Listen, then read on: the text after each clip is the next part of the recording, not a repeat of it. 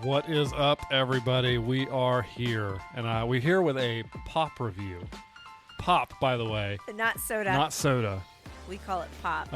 We're looking at Sprite, cranberry, or winter spiced cranberry. The can is right in front of me, and I can't read it correctly. It's been a time. We're surrounded by still the Halloween decorations in our home. I'm very behind on my Christmas decor. Normally on November. You said behind. Shut up. Normally on November 13th, I would at least have some stuff put out. But we're having a Christmas pop. I thought it was pretty good when I tried it. I like it. In fact, I might go as far as to say I think I like that better than a regular Sprite. Because I'm normally a 7-Up man. You know what I miss? I miss the Sierra Mist with the cranberry, but Sierra Mist does not exist anymore. So that pop does not exist anymore. They replaced it with that awful pop. Trash water. Yeah, that you tried to get me to drink at the airport. You're like, here, I bought this for you to try. I had to take that wasn't an endorsement on my part. You're like, try this. And I'm like, yeah. That was not an endorsement. That was just me saying they didn't have Sierra Mist, they didn't have Sprite. So we'll call the Sprite with cranberry holiday. What is it actually called? Okay. I just thought it was cranberry Sprite. Okay. Winter spiced cranberry. Winter spiced cranberry. We are not sponsored by Sprite or the Coca-Cola company. Lemon lime flavored soda with other natural flavors. Okay, we don't need the whole thing. Nutritional facts on the background, but it's pretty good. We'll consider that the kickoff to Christmas. You know what we did get to try? Coke Zero in a glass bottle while we were at Disney Springs. I was disappointed. Why were you? You weren't disappointed in the Coke Zero. No, I was disappointed because the entire trip I had spent drinking regular OG Coke, which slaps. And then we get to the Coke store, or whatever. What's that place called? I think it's called the Coke store. Okay. And we went up to the rooftop. Rooftop bar. So at Disney Springs in Walt Disney World, Florida, they have a Coke store, and they have this. They make you like hike Mount Everest to get to the top of the. There is an elevator to the rooftop bar, yes, but we don't like elevators. Coke Zero in a glass bottle, and bless our Appalachian hearts, we were very excited about it. So then we go up. You know what we should have tried, because I've done more research on it. We should have gotten the Mexican Coke, because apparently. So next time when we're at Disney Springs again, whenever that'll be, we're gonna need to go for one of those. But I liked the Coke Zero, and I think everything tastes better in a glass bottle. Yeah, but I've been drinking regular Coke for a couple days, so of course it's going to alter your taste. It tasted like trash water, brown trash water, like. But now that you're back on Coke Zero again, wouldn't you like to have your... Well, now I don't remember what it tasted like in the glass bottle. So I'm just in this endless conundrum. We couldn't have taken them to go with us anyway. The guy just popped the lid off of them and assumed we were going to drink them up there. Yeah. Because I was like, what if I wanted to take that home with me? No, unacceptable. Anyway. Hey, everybody. Welcome to We Watch TV, the podcast about the TV we watch. I am Daniel. She is Hope. I don't know what episode number this is, but I think it's 43. I believe it is episode 43, but we never check beforehand because we're exhausted. I never check. Episode 43. I never check. You check on a regular basis. And not the numbers. Okay. Anyway, we returned from our trip to Walt Disney World. We ran some races, did some rides, had some fun. Met some people. It was fun. Daniel crop dusted a whole corral. I wondered if you were going to bring that up. Okay, so my Run Disney people that listen, and if you've ever done a race before, they essentially, they treat you like farm animals, basically. So before a race starts, you get grouped into what are called corrals. They usually run A through E is what Run Disney does. We were in Corral C, so we were kind of the middle of the pack.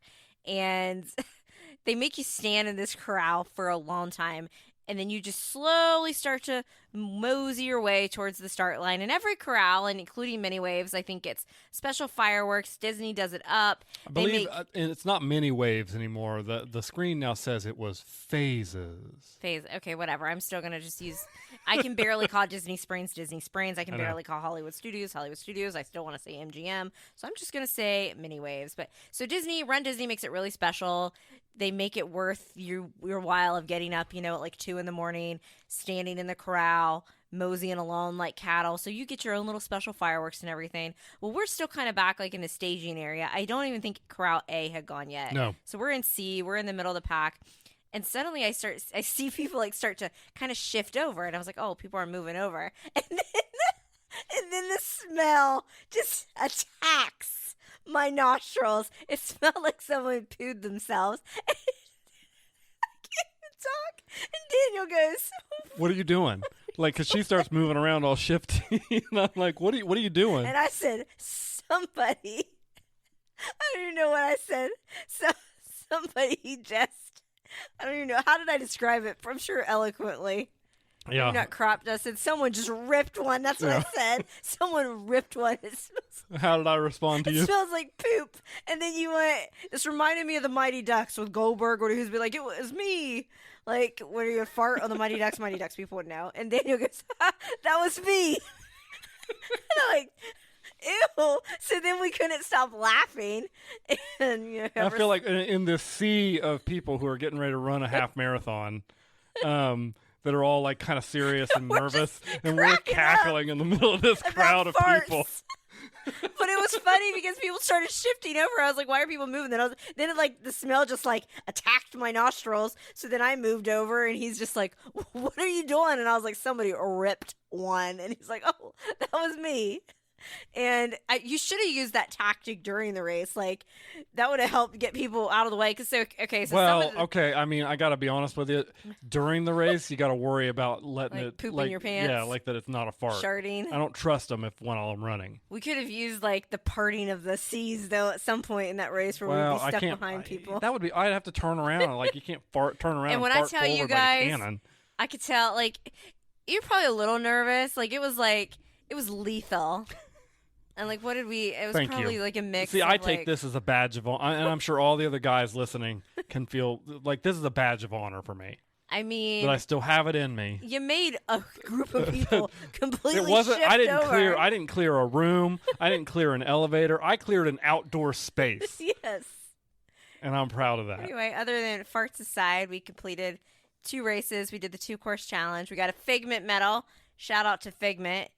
Figment is, for anybody that does not know, a purple and orange dragon-like being that lives at Epcot.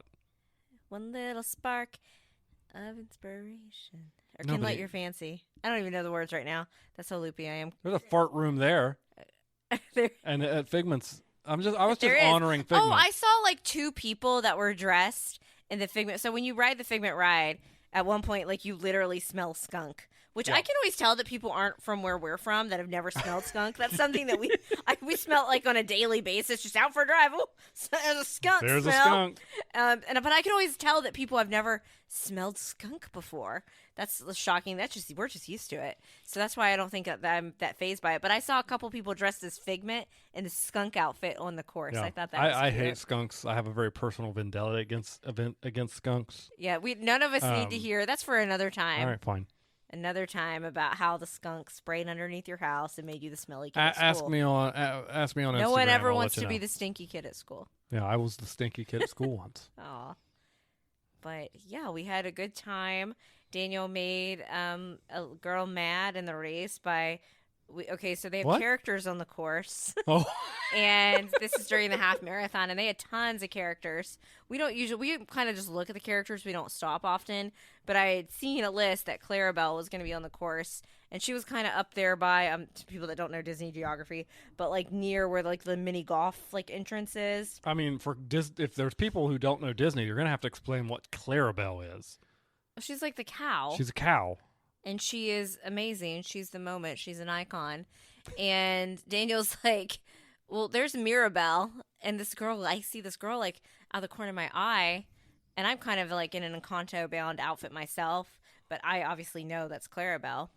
And she gets really excited. She like walks over and she's like gives Daniel a look like, that's not Mirabelle, you uncultured swine. Listen, in my defense, Clarabelle, the race Mirabelle, was Encanto themed. We had been bombarded with Encanto characters, including we were like on Mirabelle for the entire weekend.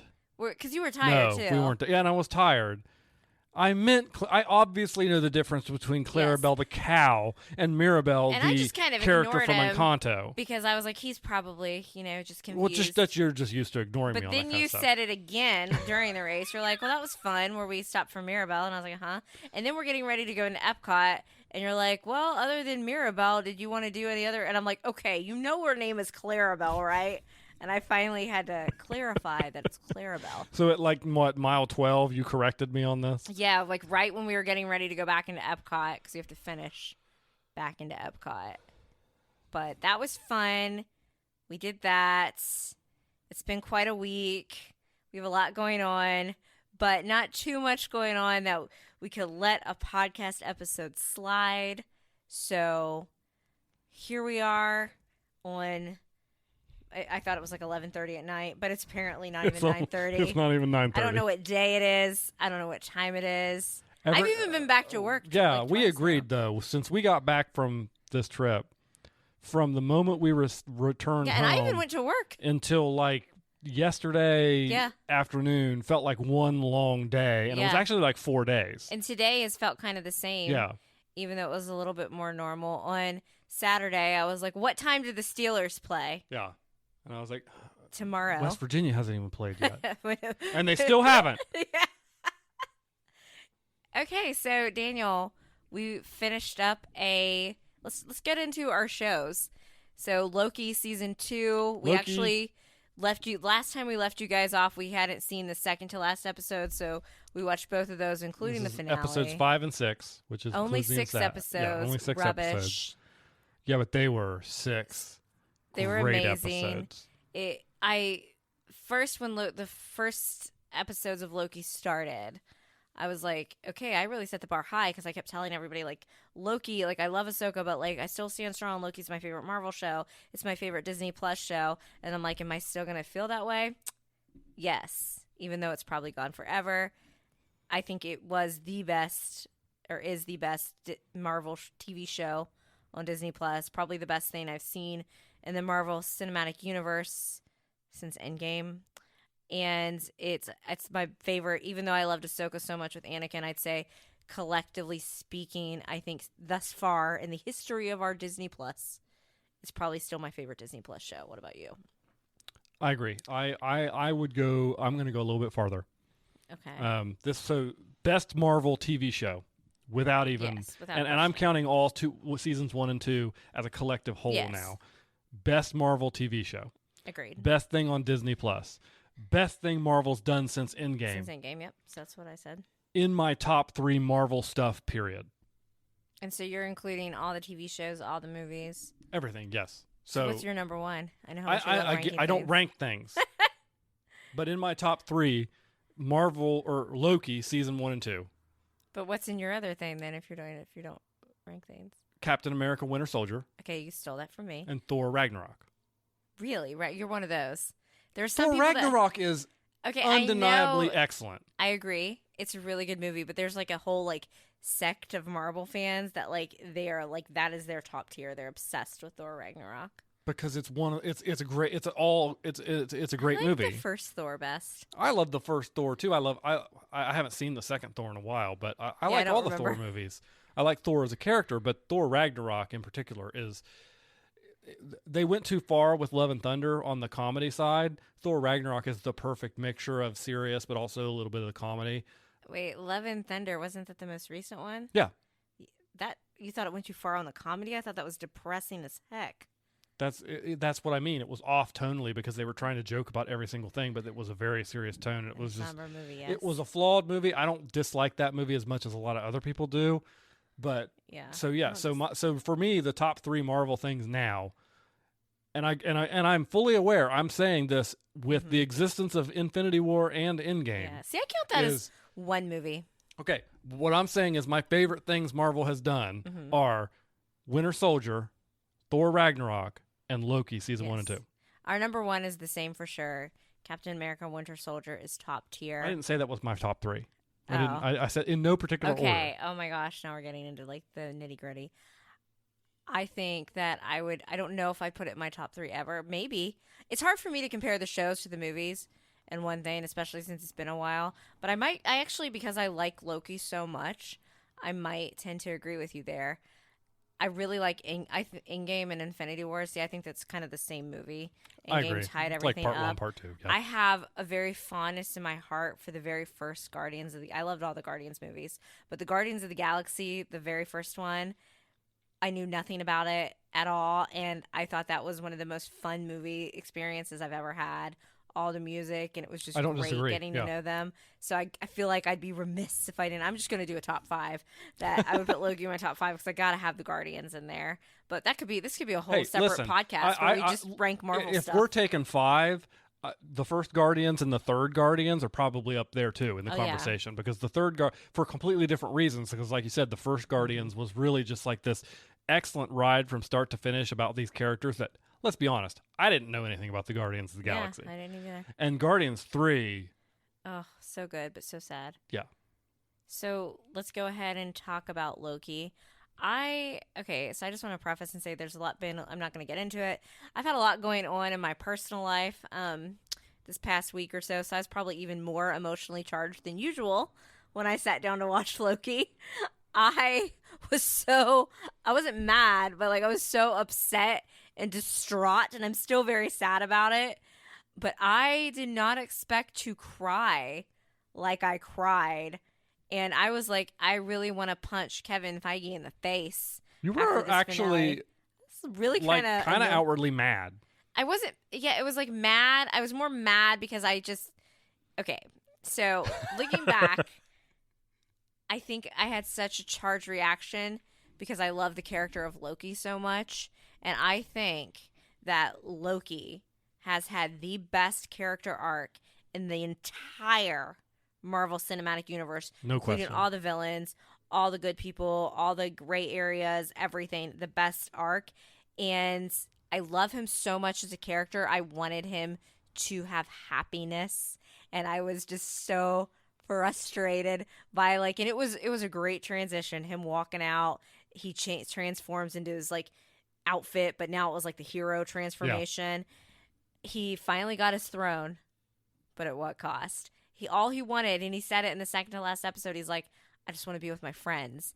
And he finally, but now he has to make the sacrifice. He's burdened with his glorious purpose. And burden comes first on that. Yep. So now Loki literally is all alone, is never probably going to see Moby. Well, he can see him, but they're never really going to probably hang out together again. And I was just really upset because I'm like, why do we always have to have all these self-sacrificing moments in these Marvel shows?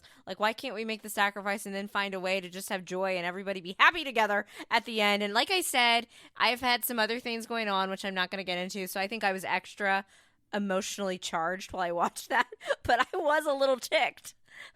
You're like, a little? I was like, someone go get Kevin. I want to yell at him. Because you can tell when I'm enjoying a TV show. Yes. And I had a smile on my face. I had that smile on my face. Meanwhile, I'm like, I had that smile on my face that gave away that I really liked what they did. And you were ready to smack that smile off my face at the end of the episode. He's all alone, Daniel. He's all alone on the throne. All he wanted to be with his friends. He's come so far. He's had so much character growth, and this is it. And yes, that's the ultimate character growth because you see Loki, who starts off as kind of a selfish character, and he wanted to be with his friends, but he knew he had to. He finally gets his throne. At what cost? He's burdened with his glorious purpose, and you see him kind of smile when he can see Mobius going off to his whatever life with his jet ski. Most of the endings for the characters outside of Loki was left very ambiguous as to what they were really going to be doing. So I don't think we can hide it. I thought it was a brilliant finale. Very well done finale. I will say this: I think that we could have squeaked out another episode because suddenly it was we hit the pedal to the gas, and I'm like, okay, this is going by really fast, and suddenly we're like, oh, well, they have Loki. We learn he controls the time slipping. Yep. He learns about physics for 100 years or something. Yep. And it just seemed suddenly it was okay, we gotta, it was like, oh, Miss Minutes is like, time's a ticking. We got to hurry up and wrap it up. And I think that sometimes shows are guilty of that, where suddenly they're like, okay, we've drawn this out. Now we've got to put the pedal to the metal. And I think could have actually benefited for a little bit more time, maybe a longer episode. I don't know. Do you think that we will see them again? Because they kind of indicated that we're not going to see in Tom Hiddleston, because they're by the way, the strike is over for the actors. Yeah, because as I say, Tom Hiddleston just in time. They can finally talk about their shows. Yes. Yeah, I think that there are opportunities for Loki to come back, but I also think that they did sew up his story. It's a very melancholy note. In my opinion, I was promised that he and Thor, they will, what did they say? They will have their time in the sun again or something. They said that it wouldn't be the last that we'd see of them. I would really like to see Thor and Loki together again on my screen. Like, obviously, think about it though. Both Lokis, the Loki that died, and it died in Infinity War, right? Also died a hero. Yes. And then, so both times Loki has ended up dying a hero, but it's just sad. I would like to see Thor like proud of him and know that he's like the Norse god of like stories now, right? With something like that. And he's in Yggdrasil, the tree. I thought that was a particularly beautiful thing they did there with the whole sacred timeline going from like the continuous line into the tree of the life. You just have him smile at the end. What do you think of his little smile at the end? It was just almost like a sad, bittersweet because he smile. saved his friends, and that's what he wanted to do. And he has friends to save for the first time in his life.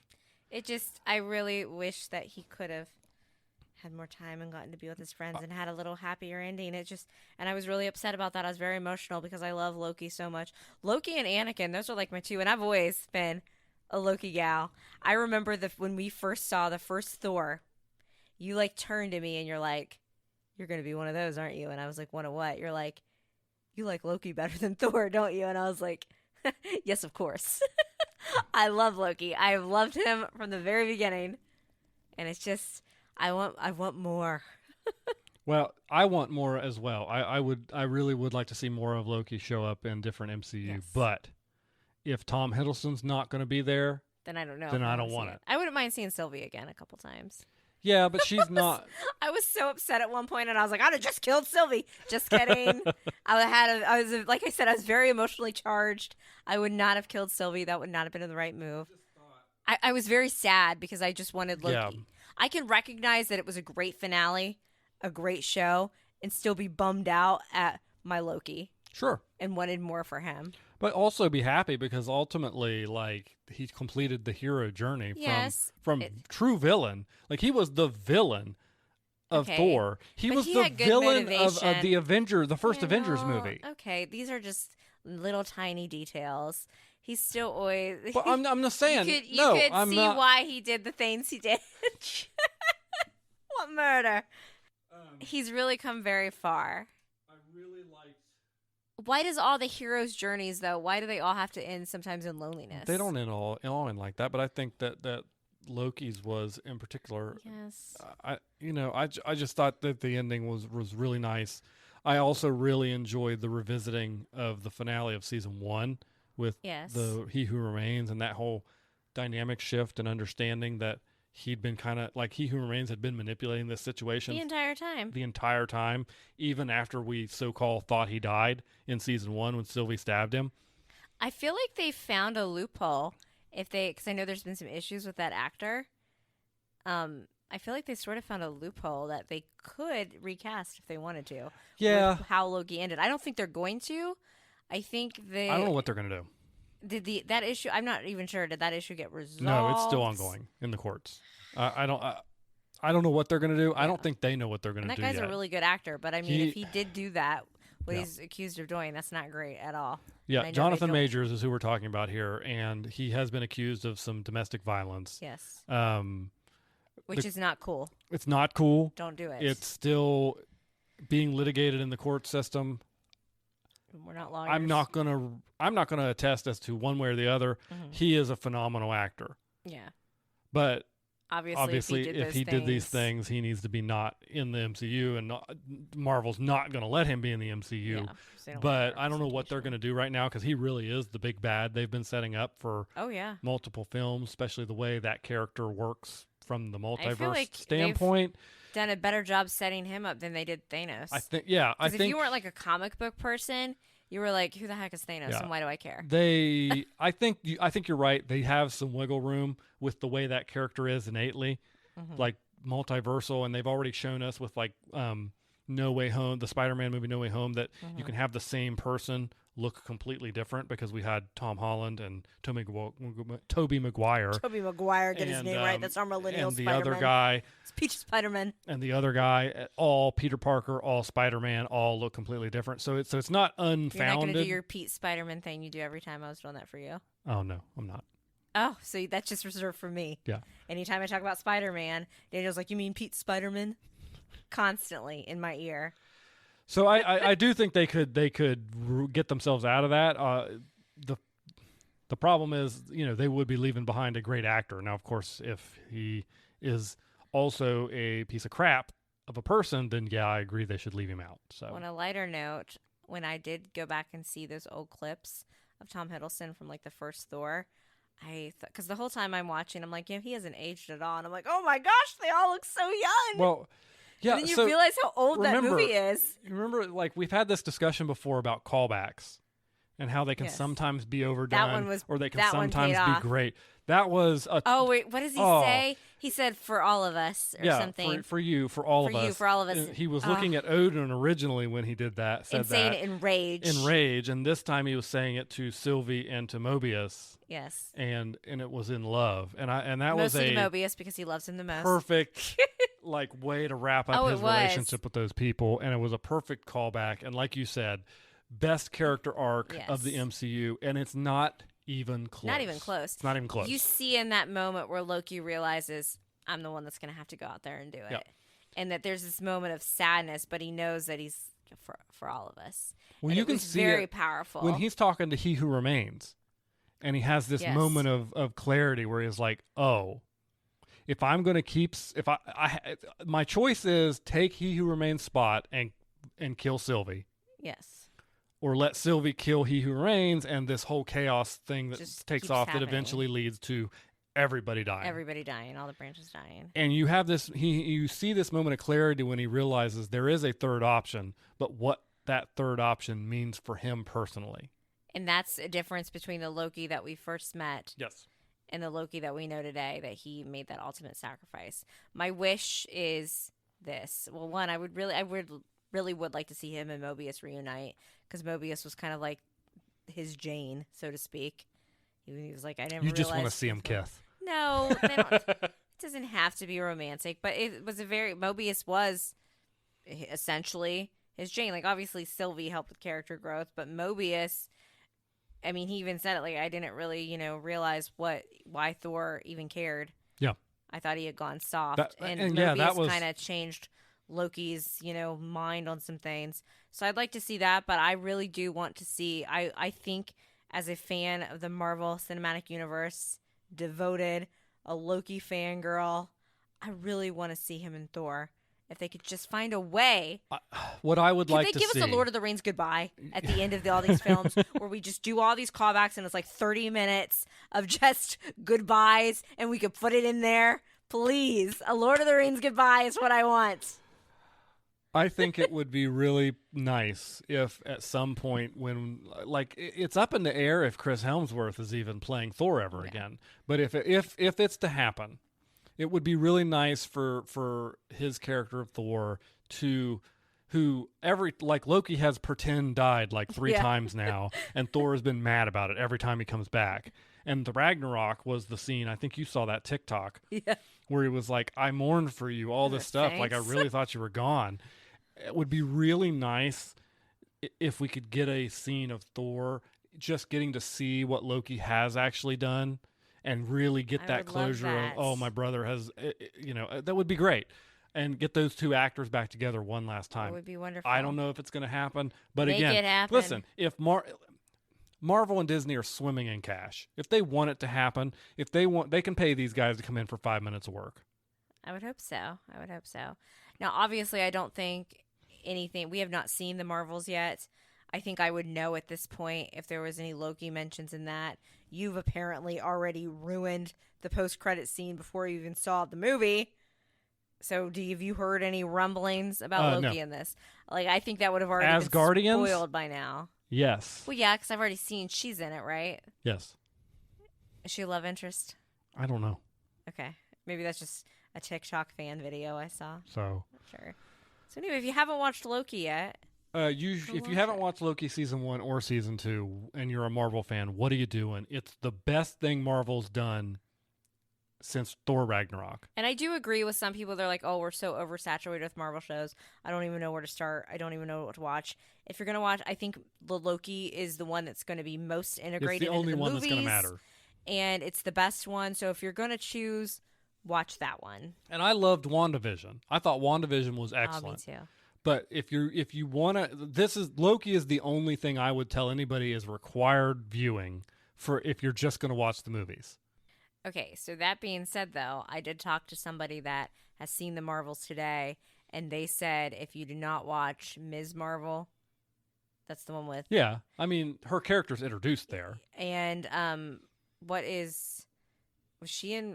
Where did we see Monica? Oh, WandaVision. In WandaVision. Yeah. I have heard that it just kind of, that movie, because it's not even 2 hours, that it just kind of jumps into it, and you're expected to know who those two characters are. And that's what a coworker told me today that is very invested in the Marvel stuff. I'm not sure they've seen quite all the shows at this time, but they're like a comic book person, and they said they went to go see it. It was a great movie, but they're like, Disney's banking on that you've seen those, who those characters are. So I will say that. That's what I was told. Again, we have not seen. We're hoping to see the Marvels possibly in the coming weeks.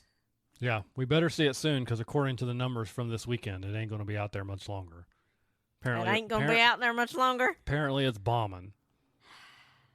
They didn't market it well. First, they tried to market it as a comedy.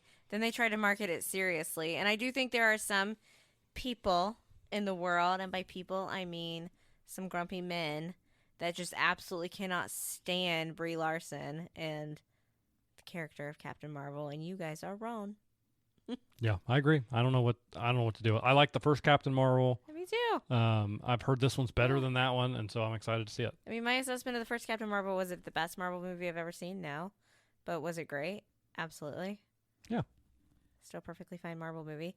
And now is the time where we're going to talk about another thing, and you said you are going to introduce things slowly.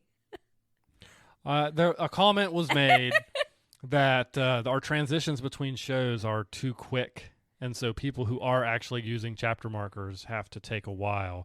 And so, Kaylin, I just want to make sure that you are aware we are switching from Loki over to... What are we switching to? We are switching to a movie that we saw. Oh. Does that count as a movie? I know we saw it at a movie theater. It's a movie.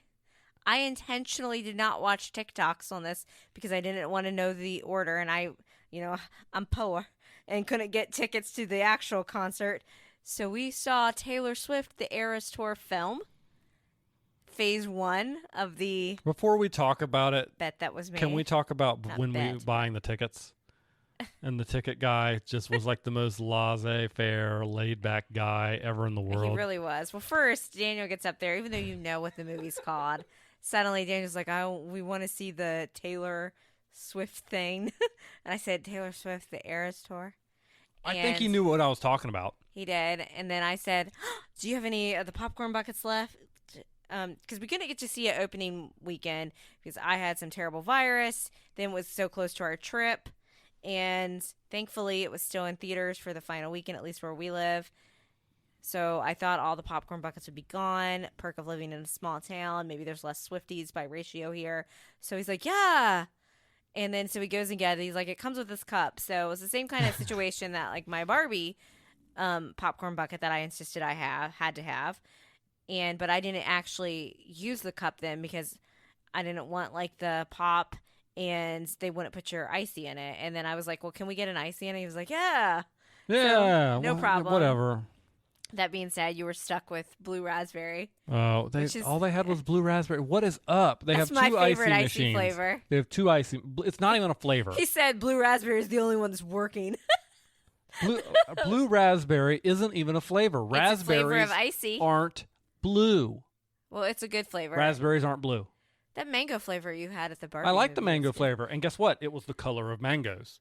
Anyway, And the blue cherry raspberry, flavor is the color of cherries. But what color are raspberries? Well, then I just like... They're not blue. Maybe it's the Appalachian and coming out of me, like liking fake flavors of things. I like blue raspberry flavor. I'm not an icy person fine. at the movies. But anyway, you did get it in. So Daniel got to drink out of my lovely Taylor Swift cup. Yeah, I did.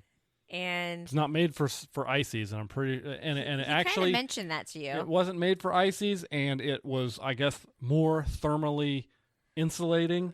So I got like 3 good sips, and then it was just this frozen pack of icy at the bottom. He told you should probably take the lid off. He said that? Yes, you don't pay attention to anything when you're figuring out how you're going to carry things. He was like, you might want to take that lid off because that'll get cold. But anyway, they let us do that.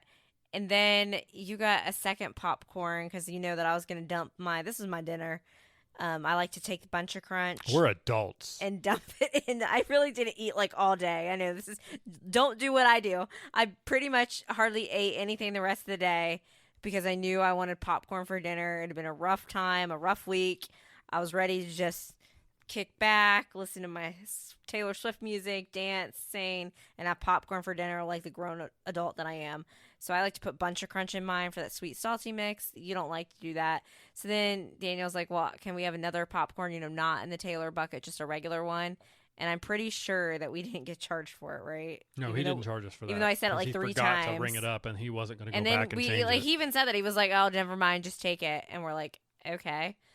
So we went in there. Thankfully, now I know I've enjoyed seeing the TikToks with these packed theaters full of people. I have, but I was hoping that we wouldn't have a lot of people in ours because I kind of just wanted to watch it and do my own thing. I didn't want to have screaming youths in front of me. I just wanted to take it all in. So thankfully, we had a decent crowd. We had one person that just kind of sat there the whole time in front of us, and then we did have probably some preteens, young teens. They were fine. They were pretty much well behaved. They would go down and dance. I felt like the mom from Mean Girls when I was dancing to Shake It Off behind them because they were like down there. I got out of my seat to dance, but I didn't feel the need to get onto the front of the theater with them to dance. You're the one that was like, why don't you get up? Because you could tell I was boogieing in my seat. You're like, you want to get up and dance. I actually have to ask a question here. So you've never done any extracurricular activities in the front of the theater during a movie? As far to your like dancing, lightsaber fighting, anything like that. So I'm the only person in the family right now who's like been in the front of the theater doing something like that. My brain was like, I've done stuff in the back of the theater. No, that's not where I was going. I'm just kidding. Okay, well, see, there. You're the only one in the family that's done any extracurriculars in the back of the theater, and I'm the only one that's done any lightsaber fighting in the front of the theater. Because for episode 1, we all brought our lightsabers. Nothing bad, just some innocent little kisses. That's it. Very PG, hand holding. Okay, well, snuggling. at the front of the theater during episode 1 was in full-on lightsaber battle with several of my friends. And that's awesome. What a time to be alive. What a time to be alive. But I did dance. So let's get into it. It was a very small, it was a good crowd because it was small, and I still got to see people dance around, and that was fun watching those kids, even though I got to say, I'm going to sound really gatekeepy, but I knew all the songs. They only knew the really popular ones. I'm like, you don't know it. I could tell that they were bored during like the Evermore and Folklore sets, which I love. Were those the two in the woods? What? Were those the two in the woods? Yes. With the wood microphone? Yes. Okay. Daniel was very he's like, oh, now her microphone looks like wood. And then you're at one point, I like that one. And she was changing microphones every era. Yes. Except that she reused the wood microphone for those two. Those are kind of like sister albums, though, if you think about it. Well, it's just she set a level for me of changing microphones for every era, and so I expected it. And then to come back on me like that. He would like lean in and be like, and now she has a purple microphone to me. And then during the Reputation set, he's like, she's missing a pant leg. I just like busted out laughing at like Daniel's observations. It was so much fun. I loved it. I want to see her in concert. I guess I knew, and I remember last year when tickets went on sale, that's when I had RSV, so I was even like less on my A game to try to get them, and they all went so fast. So my hope is who wants to come with me to Miami and pay a lot of money next fall? Any volunteers? Or I'm gonna make Daniel go see the thing in person. But I'm really glad that Taylor Please, brought somebody. I'm telling you. Listen, I'm buying the tickets. All you got to do is get yourself there. And it's not even that he doesn't like the Taylor Swift music, because you've heard it obviously from where I play it all the time. Daniel just doesn't like. I think Foo Fighters would be the only concert, or like Weird Al, the like big time stage concert that I could get you to. Those are the only two concerts I think you told me you weren't even live. Sure about Foo Fighters because you're like, they'd be so loud. You're like, I don't want to stand up the whole time. Yeah. I mean, listen, Foo Fighters' audience is probably old enough now, 40s and 30-year-olds. That they're popping some ibuprofen. Probably a good area where you could just go have a sit and listen to the music. They're really popular though. Man, like standing up, listening to all the music, it's so loud. Like this, honestly, if I'm going to see a concert, this movie theater experience was the way to do it. Maybe the Foo Fighters, because the sound levels are at a normalized set because they have to be for the movie, and as long as you don't go for like opening week and some of those horror show TikToks you showed me with the people dancing and singing, you just hit it at a nice quiet time. Although 9:30 is a bit late. It is late. But, I had to really take a nap to prepare. That was the way to see it, I think. I think it's really good that she did that, because for people, it was really hard for people to get tickets. A lot of people don't, some of the cheapest tickets I saw that if you weren't unable to get it on Ticketmaster were like $2,000 for nosebleeds, and that's a person without extra fees. And, not a lot of people can afford that. So putting it in a movie theater experience and then hopefully eventually to streaming when those deals can work out, that makes it more accessible. And people like me who love Taylor Swift, I've enjoyed her since she first came onto the scene when I was in college. I remember she used to, I don't remember if it was like MySpace or like a live journal or something, but I used to read her like little like blog that she would do. Stuck by her when you would basically get made fun of for being a Taylor Swift fan. And I've always liked the evolution of her music in her little cute little country girl era. And then, of course, their Reputation era. I remember when that one first came out, it was kind of funny because I wasn't sure I was going to like that one. And I don't know if I did at first. And now that I've had time like to ruminate on all of her work, Reputation is like one of my absolute favorites. It was one of my favorite eras during the concert. And just, I feel like Taylor has so many good songs, so many hits. And this concert was just awesome. And it really did hit after what had ended up being kind of a rough week for us. And I don't even think you disliked it that much. You liked commentating on the microphones. You'd lean in. You were like, I'm trying to figure out the camera angles. Well, no, I thought they filmed it. The filming of it was really interesting because I kept, like, some of the shots they got of her, the close ends in particular, like, the cameramen were clearly not on the stage. Mm-hmm. Anybody who was there live, correct me if I'm wrong, but I don't think there was, like, sometimes, you'll have a cameraman, like, jump on stage to get something. I didn't see that. So I don't know how they got some of those shots. They had to have cameras hidden all over the place with telescoping lenses and stuff. They put it together in a really interesting way that I liked. That was at her LA show. Yeah, and so I just thought the way they filmed it was really sharp and interesting. The stage setup was really cool. I liked the treehouse thing. For folklore. I like when she jumped into the stage like she was like swimming or something. That was kind of interesting. You wondered why she was missing a pant leg during her She was missing a pant leg, although the sleeve on that side was missing too. So. What did you do when it goes into that one? And I'm like because I'm like, yes, Reputation's about to start. Let's go, let's go. So I'm like getting hype, and Daniel goes, I'm a snake. Well, they put that graphic on the screen that wasn't there in the live show, but because it was that's how they introduced the different eras, was they had those things, and they did the snake thing, and I was what like, was yeah, your it's a favorite snake. era? I don't know, like one of the ones with the wood microphone, I guess. So either Evermore or Folklore. Yeah, whichever one of those. Those were two. See, you should remember Folklore very well, because let me walk you back to a time in the early days of the pandemic before we had a separate office for you and really for me, and we were just crammed into our guest room, and Folklore came out, and I would play it on repeat back in the office. And you didn't always have headphones on, because I remember you were like, I kind of like this Taylor Swift album that you're making me listen to, 500 times a day, just constantly on repeat while we do I don't mind together. the music. It's the 500 times a day that gets to me a little bit. What is it? Each of her, let's see, Taylor's version, Speak Now, I basically played on repeat all summer, all fall until Taylor's version 1989 came out a couple weeks ago, and that's just what I do, and I will keep listening to that on repeat till the next one.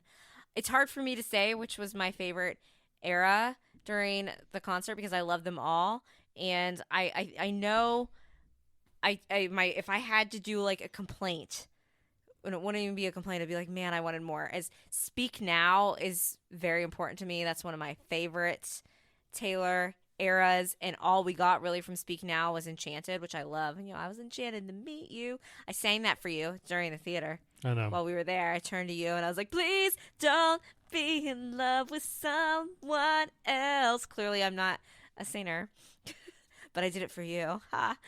And I knew, the one spoiler I knew was that Long Live, which is one of my favorite Taylor Swift songs ever. I was told, I was like, you're going to be mad. They cut Long Live, but you're going to get it in the credits. So I was like, oh, we have to stay for the credits. It's like a Marvel movie.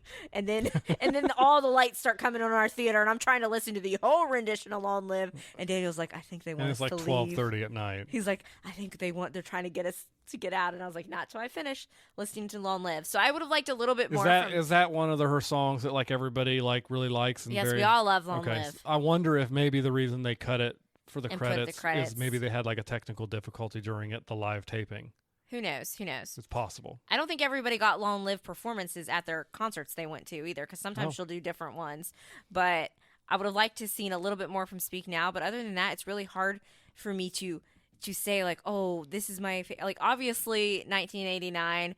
Those are the songs I was dancing to most, like Shake It Off. I love all that. It's just hard for me to pick because, again, I like Reputation.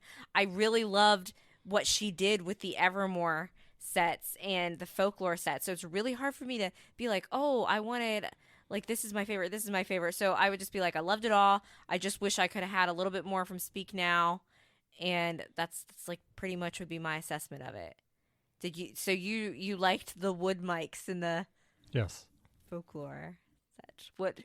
What was your favorite song that you heard? Don't ask me to name a song. I can't name the songs. I don't know the names of them.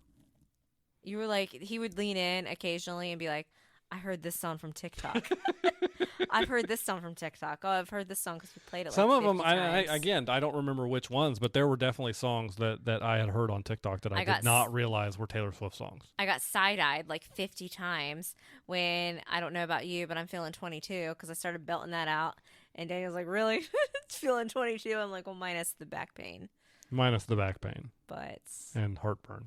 It's another one I like. Red. Oh, I love it all. It's so hard to pick. So the only reason why I'm like you right now. I can't choose. I can't rank it because I loved it all so much. The only thing I'd say was, man, could have used a little bit more from Speak Now. I would have liked a little bit more from the debut. Like she did her little country song, like Little Country Taylor came out for a few minutes. I would have liked a little bit more of that because that's kind of where she got her start. But I think probably one of the reasons why she didn't do a ton of that is because that's just less popular. And I know some of the complaints that I had seen online, they were like, oh, it was too much Evermore, too much Folklore. Well, she hasn't done any of that material in concert until this Eras tour. So I think that was fine. And what people need to understand is that when you're up there, and she's not doing like a ton of dancing, like say like Britney Spears or somebody, but she is doing choreography. She is moving around. A 3-hour show is really long. So those sets of those slower songs, that's how she can kind of take a little breather. I think people need to understand that. So I was totally fine with the length of it. I just wish that we could have seen Long Live in it instead of at the credits. And I wish my movie theater hadn't tried to shoo me out so I could really just enjoy all of Long Live. And now, before we finish talking about this, I do have to note to everybody. Yes. I was convinced to go to this with there was an agreement, a handshake, so to speak. I held up my end of the bargain. I bet earlier, but I held up my end of the bargain. I attended the Taylor Swift movie. I engaged with you in the Taylor Swift movie. You did not dislike the Taylor Swift movie. You even told me to stand up and sing. You said, or stand up and dance. You're like, I know you want to dance right now. Go ahead and dance. Yeah. And so, in return, you have to fulfill an obligation to me. I have to watch Star Trek: The Wrath of Khan. Star Trek II: The Wrath of Khan. Weeks, and then give a review. The good news is it's shorter than the Taylor Swift, because that was about 2 hours 48 minutes. I think it's not even over 2 hours. The only thing negative you said during it, at one point, you leaned into me. You're like, "Oh my god, it's only been an hour," and I was like, "Oh, we're just getting started." But you did like it though, right? You can see it's not something you would choose. Okay, well that's good for Daniel though. It's not something you would choose to go see yourself, but she has good music. Yeah, I do not dislike her music. It's not the kind of music that I would turn on my Spotify playlist on a regular basis, but it is not bad music either. And you wore friendship bracelets during our half marathon too, and the 10K. They brought us Slick in the 10K. And I felt well during both races, which means now I have to wear them for every race going forward. Yeah, so for every race going forward. Sports. So, well, you thought about wearing them. He actually was like, maybe I'll wear these to the movie tonight, and then he's like, no, I can only wear these for races going forward. Yeah. So. But yes, so guys, I'm gonna have to watch The Wrath of Khan, and I will be talking about it next. I don't know if Daniel will react. When's the last time you saw The Wrath of Khan? Last week, like 8 months ago. I watched it when you were at Princess. Oh, okay. When I was off. So, and it holds up. I think it holds up really well. I think you'll enjoy it. Just make sure that at some point during the movie, you give me permission to stand up and dance. Okay, is there singing? I know there's Khan. I hope it's good. I've only seen these Star Trek movies from the Kelvin universe, which I didn't hate the first one. I didn't like the one with apparently Khan. Yeah, it was terrible. With Benedict Cumberbatch, of everything even though Star Trek. I like him, and you were like, that's not Khan. And I'm like, they just said he was Khan. For a lot of Star Trek fans, Wrath of Khan is their favorite movie. It's not my favorite Star Trek movie, but for a lot of them, do you like the one with the whales the best? No. What's your favorite? Let's not even get into that. Okay, let's not go there. All right. But hey, start on the Star Trek front. You have some good news on that. Strange New Worlds Season 3 is going to start production in December. And again, we want to reiterate: the actor strike is over. The writer strike is over. Gears are going to start moving. I still think it's going to be a dark winter. We want to reiterate that you don't have to be like me and suffer through Wrath of Khan. If you ever do really want to watch a Star Trek show, watch Strange New Worlds.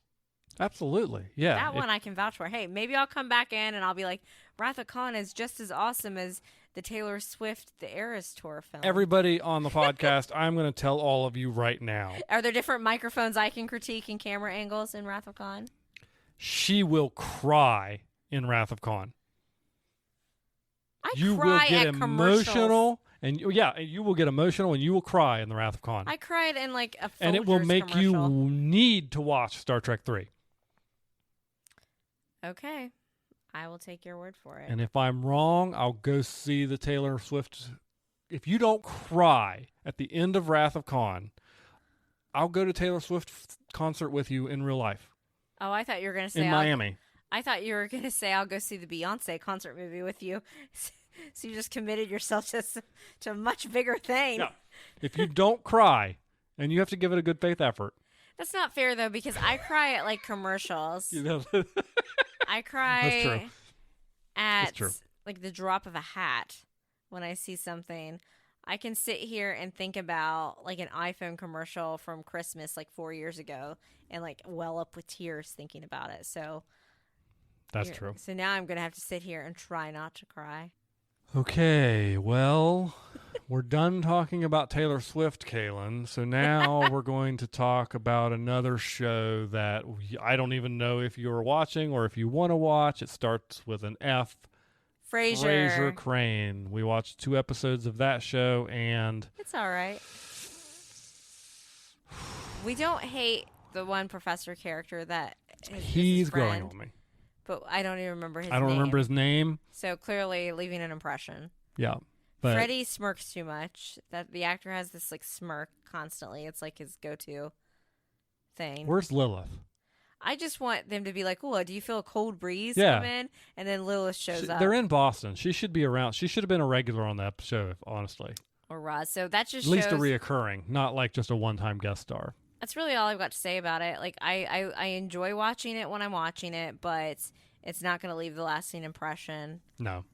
Because right now we have the same issue that we've had the past 2 times we've talked about this in the podcast. We're just looking forward to the guest star showing up. Yeah, it's kind of what I expected, but.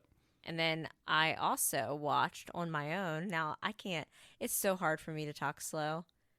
Goosebumps. We're transitioning. Goosebumps. Now Daniel listens to these people. I think they're called the Dump Cast. It's the Giant Bomb dump truck mailbox.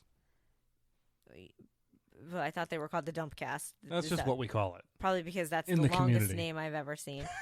Anyway, they were talking about Goosebumps, the series on that. We listened to some episodes on our road trip, and they said, oh, it's kind of like they took elements of the books and put it in like a CW show type format. And I'm like, that is the perfect description for people who have been asking me about the Goosebumps show.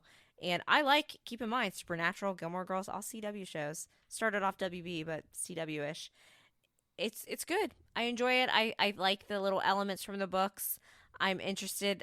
They're giving us a little bit of love triangles with the kids and somewhat with the adults too, but not enough that it would be like, for me, somebody who likes that, I'm like, oh, I want more of the love triangle romance side, and it's only like teeny sprinkling. So like people, I think you would have liked it, even though you didn't really get into the Goosebumps books.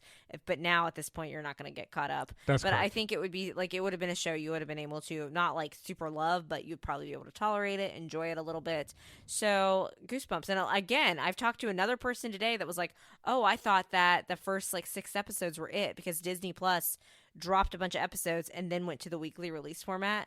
And the way the last one ended, that they had dropped it at, you could see how it could have been a finale. That's like a weird way to release it, though. It really was. I think they were trying to shoehorn a lot in before Halloween, get people hooked, then give people more, but they didn't really like describe that. They should have released enough that it ended like on Halloween night, because nobody, like Spooky Time, you were ready. As I look around this house, and I have my Halloween decorations up. But you were ready to put up. If we weren't going on a trip, I would be ready to. You would have already had all that Halloween stuff down. Mariah and Christmas Carey stuff is up. fully defrosted now. So She's already got the Christmas stations on Sirius XM radio. Absolutely. Going for like, I had to listen to that on my way back from. Oh, vacation. we listened to maybe like 45 minutes worth of it. We mostly listened to podcasts. Okay. It wasn't like that time where we listened to it the entire 14-hour drive. That must be why I remember the drive being better this time. Jeez. Anyway, what else? What we do in the shadows? Yeah, we finished season 3 of What We Do in the Shadows. And Hannah, why did you not give us any indication as to the season finale of that? I'm really glad she didn't, because Ooh. it was it was awesome. So basically, Colin Robinson has gone away and been reborn as a baby with an adult head. Of the same actor. It's very disconcerting. It's very disconcerting. And you know, well, he's like a child now. Do you remember when the Naja doll was first introduced? And we thought, yes. Oh, that's creepy. I'm not sure that I can deal with that. I can totally deal with that now. I like that character. Every time, spoiler, we've kind of watched a little bit of season 4. We'll talk about that next week. But every time baby Colin Robinson is on screen with that adult male head, I can't stand it. Meanwhile, we love the Naja doll. We love the Naja doll. And the way she dresses alike. And we had a little Naja doll moment. So on our drive back from our trip to Disney, that was the day our podcast had come out the day before, and we knew we were loopy when we recorded it. So we were basically like Ant-Man, where he's listening to himself on tape for his book. So we're listening to ourselves to make sure it wasn't too out of whack. And I'm like sitting there, like I'll say something, and then like me in like the recording says the exact same thing, and I had forgotten that I said that, and I'm like, oh, it's like I'm have my own personal Naja doll.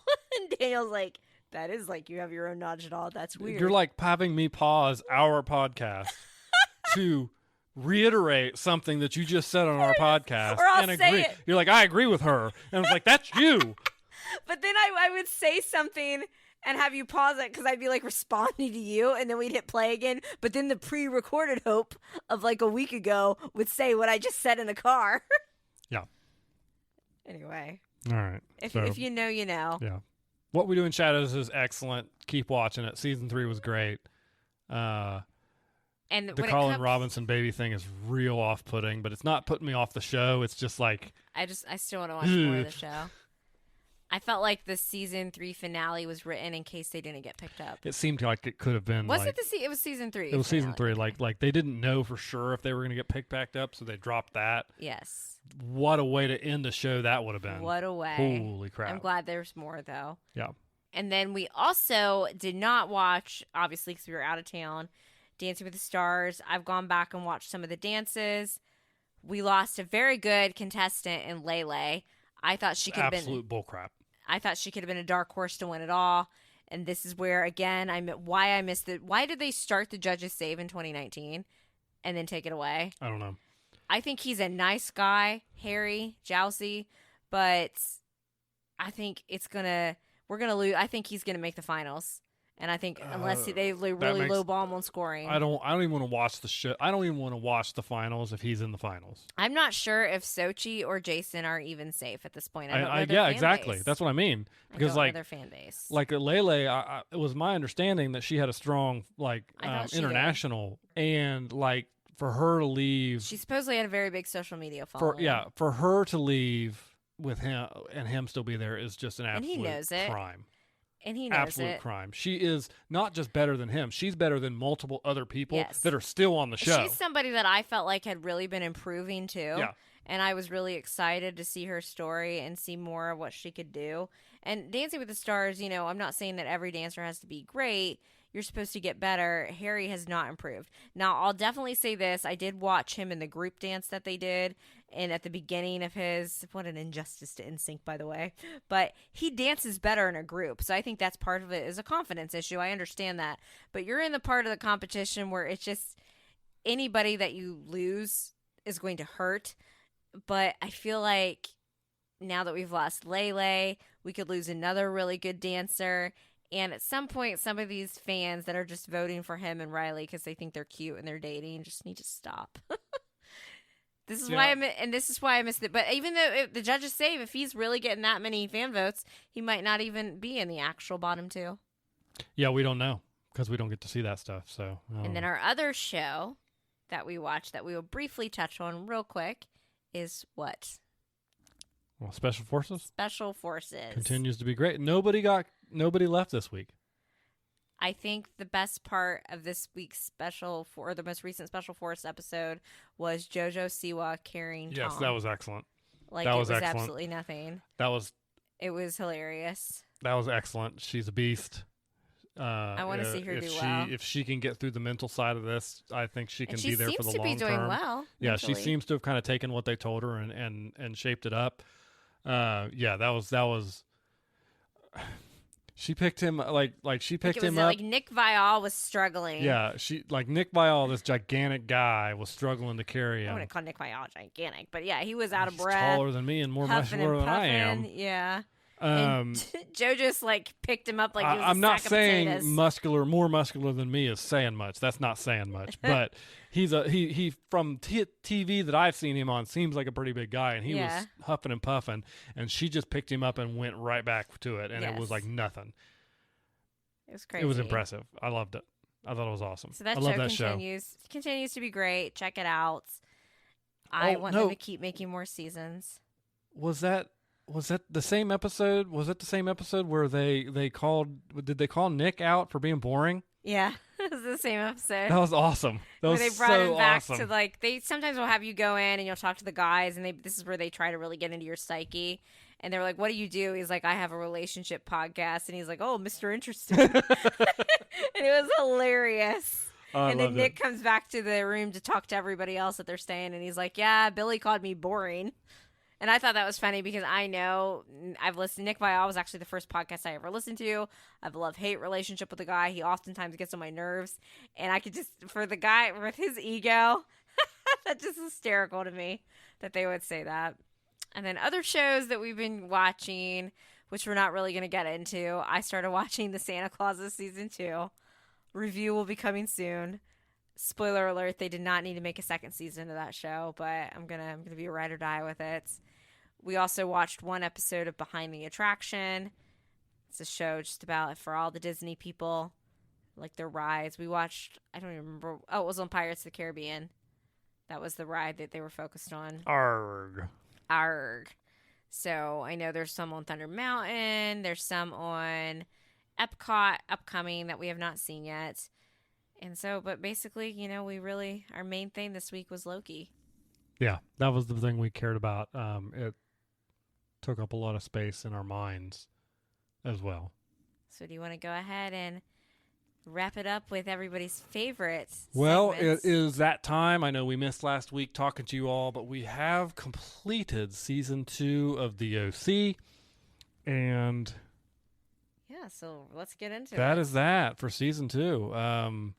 Probably one of the more iconic season finales when it comes to like it was that time and place, like what you that say. song. They spoofed it on SNL. Was huge. I really forgot and enjoyed watching again how that song, because the beginning of that song is very different from that part that they use for the tray. They played that song all throughout the beginning with Caleb's funeral, and they stopped right before they got to that point, and then they brought it back up when Marissa shot Trey. That was a good moment. And it was a really not a good moment, but I love when they do that, and the OC has done that a couple different times with certain songs where they'll play it throughout the episode, and then the part that really hits you happens at the end. Yes, and I really like that. It's a powerful way to use music. Yeah. Now this episode, the season finale of season 2 aired on Thursday, May 19th, 2005. Guess what we were doing at midnight on May 19th, 2005? We were seeing Revenge of the Sith. Revenge of the Sith, the best Star Wars movie. Mr. Anakin Skywalker. It would at least be in your top 4. Sure, yeah. Because you put all the OGs first. The best, in my opinion. My very right opinion. And I was like, I wanted to see, because I knew that was around the same time. So I Googled, I'm like, okay, when did Revenge of the Sith come out? And I'm like, this was back when we had traditional midnight shows. So that means that I would have gone to the midnight show, Revenge of the Sith. I did go to work the next morning. So that was when I was working at Subway. I went to Subway. I didn't. And then I would have come. Yeah, you didn't. I was like, I went to work. What are you talking about? And then I would have come home and probably watched the OC season 2 finale and watched, Trey or Marissa shoot Trey. I thought that finale was definitely more like I thought. You think season 1 finale is melancholy? Well, that one just woo. I feel like that was the signal of the darker times to come in season 3. We have Kirsten, her problems come to a halt. They basically have to do an intervention. I thought the moment with Ryan and Seth in particular was very powerful because she was kind of like, Haley, because Haley was back. Hey, Haley was back. Jimmy was back. Jimmy's back. Unfortunately, Jimmy sticks around. Yeah, Jimmy. There's what's always funny to me because we have started a little bit of season 3, which we'll get into next week. I'm always like, why did I ultimately end up Team Julie over Jimmy? And I'm starting to see why again. Because he's a giant idiot. He's an idiot, and he's kind of a loser. Yeah, he is. He's an idiot, man-baby loser. And he's going to tick you off even more in season 3 because there's stuff I'm starting to remember that he does. And you're just like, I just face palm when I think of Jimmy. Yeah. But I don't think he was at the intervention, but Haley was. Haley was there. Sandy was there. Ryan comes out, and she's like, I took you into my house.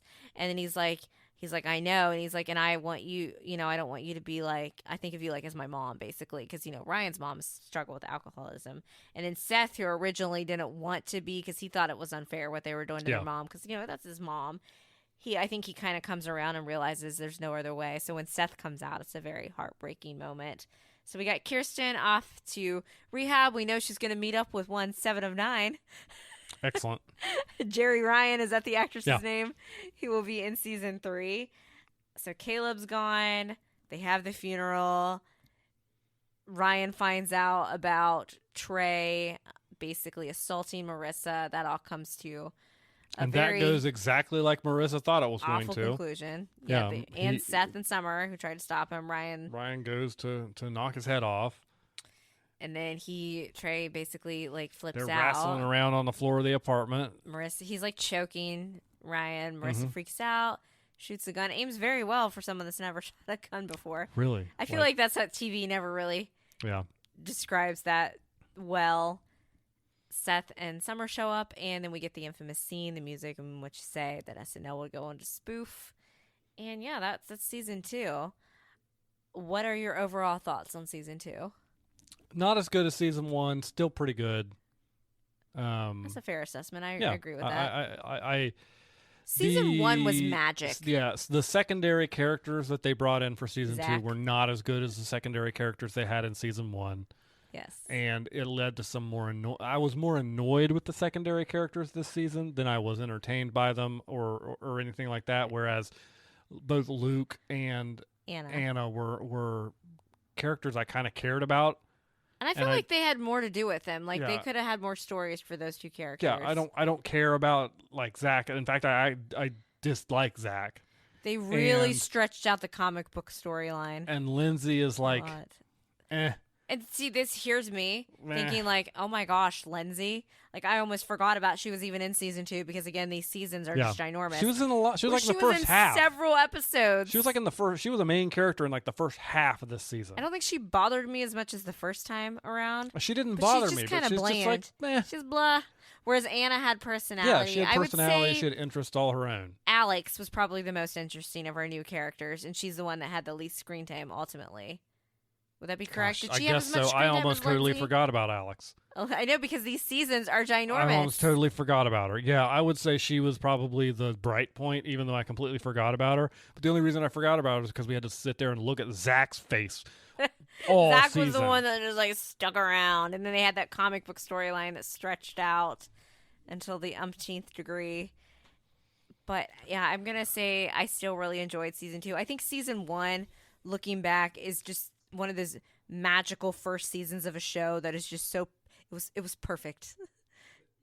Even though they rushed storylines, when you look back, it was just such a great season. Season 1 of the OC was this situation where, for whatever reason, the network just let them go do their thing, and they made a really great thing. And I can already tell season 2, the network was like, "Oh, we got a hit on our hands. We better get our hands in here and make sure it stays that way." And got to be a little more dramatic. Yeah, and season 3, it's going to get even worse. And apparently, according to interviews with the show creators, one of the reasons why season 3 does get a little darker is because it was pressure from the network. Yeah. And I can tell you something right now, whether it's network TV or whether it's streaming TV or cable, whatever, the thing that'll kill a show quicker than anything else is those non-creative people thinking they're creative people and sticking their hands where they don't belong. Which we had a very meta moment in that in the OC with the comic book thing where they were trying to change the vision. Yeah, exactly. Like it was almost as if the writers of the show were trying to rebel a little bit. Rebel against who knows if that against the network by saying, "Look, this is the conversation we're having as you guys are telling us to do XYZ and we don't really think that works." My biggest revelation to come from this is I've always been a very staunch Seth girly. I still am, ultimately. I mean, you have a lot of Seth's mannerisms, but you are not nearly as narcissistic and self-involved. I'm going to take that as a bit of an arrow right now, man. No, I just said you are not narcissistic and so self-involved like Seth is. You have a lot of his other tendencies. I'm glad I have that on recording now. I'm going to play that during our next argument. Okay. Kind of awkward, dorky, nerdy. Like, you got a lot of some of those similarities, but I never realized, like, how annoying Seth could be. And maybe it's just because back when I watched it when I was younger, I was like, oh, he's so funny. He's so cute. And now I'm like, oh, my gosh, Seth, you make everything about yourself. So you don't do that. You have a lot of similarities with Seth, but that you're not that self-involved. And he is just like, and I'm if I listen to some of the podcasts that Rachel and Melinda Clark did, Summer and Julie Cooper, the actresses, and that was one of their takeaways too, was like, was Seth always this annoying? Apparently he was. Like, I still love Seth. Seth is still funny, but oh my goodness gracious, did he get really irritating in season 2? Yeah. Well, I mean, annoying is perspective, and that's just not the perspective you had back then, I guess but then, now like you do. And they always tried to make it like that Summer was more of a... I was like, no, she's not. Like, she was always upfront with her feelings, typically, except for when he'd break her heart, and then she would kind of be reserved again. Seth basically gets her back, finds a way to screw it up. Very different than Ryan is too unself-involved, complete opposite of Yes, Seth. but to where the point of sometimes he savior doesn't think complex, about like, himself enough. But he in savior complex. Yeah, Marissa has a little bit of that too, and you're going to see more of that in season 3. So I'm looking forward to seeing season 3 in a way, because that is my least watched season, because I typically found it depressing. I have never seen season 3. I know, because when I had you watch it, I was like, we're going to skip to the season series finale. I don't want to watch. You had seen a couple episodes of season 3, because I remember, this might have been when you were just walking to my dorm when I'd watch it in college, because I remember you being like, what's 7 of 9 doing here? And I'm like, what is a 7 of 9? And now, guys, look at me. I'm a 7 of 9 stan. So that's our, anything else you want to say at season 2, the OC? Your feelings on Sandy Cohen remain? Best man that ever lived. Best man that ever lived. How do you feel about the ships, the couples, the characters, the kids? I feel nothing. You feel nothing? Nothing at all? Nothing at all. What about Jimmy and Julie possibly starting stuff back up again? The Gruesome Twosome Volume 2. And on that note, have a great rest of your week. Thanks for listening to this episode of We Watch TV, a podcast about the TV shows we watch. You can find more from Hope and Daniel on Instagram at We Watch TV Podcast. Drop us a line if you like the show, have a question, or a recommendation. You can find Hope on Twitter at Lil Runner and Daniel on Twitter at The Real Hobo Dan. Music for today's podcast was provided by Your Tunes from Pixabay. Artwork was created using the AI program Midjourney with prompts written by Daniel.